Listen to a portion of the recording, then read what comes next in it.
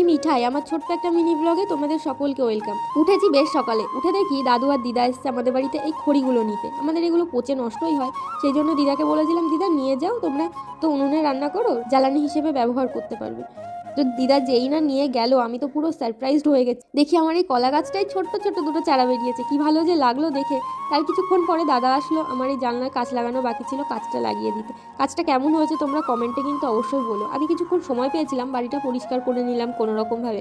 ঘাসগুলো যা বেড়েছিল আমাদের বাড়িতে না, মানে প্রচুর ঘাস হয়। 15 দিন পরে তোমাদেরকে ভিডিও করে দেখাবো, আবার আগের রূপ চলে আসবে। মানে এতই ঘাস হয়, কিছুতেই কিছু কাজ হয় না, জানো তো।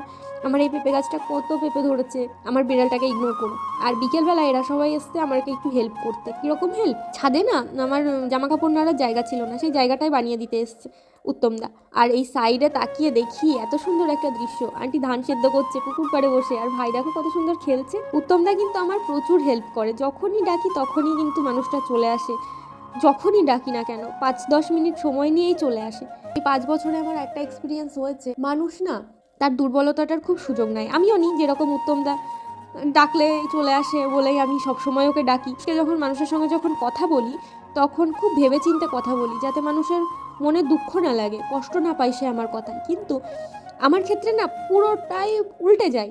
যখন আমার সঙ্গে কথা বলে সবাই খুবই রুডলি কথা বলে, একবারের জন্য ভাবে না আমার এই কথাটাই তার খারাপ লাগতে পারে। প্রত্যেককেই দেখেছি এরকমটাই করতে। ওই যে মানুষের দুর্বলতা, জানে তো একে হাজার খারাপ কথা বললেও এ আমাকে খারাপ কথা উল্টে বলবে না।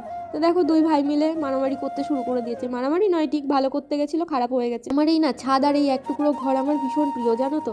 আমার ভীষণ ভালো লাগে এই জায়গাটা। সন্ধ্যাবেলা দেখি আমার বর একটা টোটো নিয়ে বাড়ির সামনে দাঁড়িয়ে রয়েছে। আমি তো ভাবলাম যে কি কিনে নিয়ে আসলো, দেখি একটা কম্পিউটার টেবিল নিয়ে চলে এসছে। এটা খুবই প্রয়োজন ছিল, এটাকে এখন ওপরে সেট করা হবে। একটু গুছিয়ে নিয়ে তোমাদেরকে দেখাবো টেবিলটা কেমন হয়েছে। আজ তবে আসি, কালকে আবার আসবো তোমাদের সঙ্গে কিছু কথা শেয়ার করতে, তোমরা শোনো কিন্তু।